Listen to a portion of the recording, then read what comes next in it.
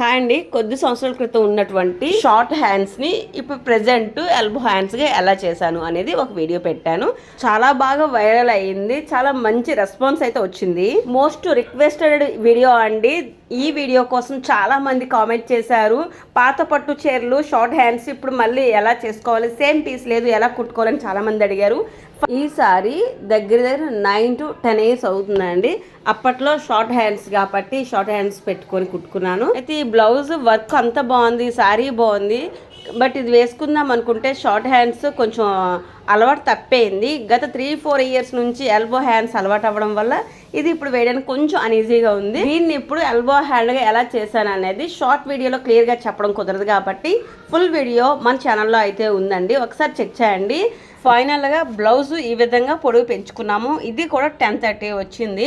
Final look అయితే ఇలా ఉంది. శారీకి మ్యాచ్ అయిందా లేదనేది కామెంట్ చేయండి.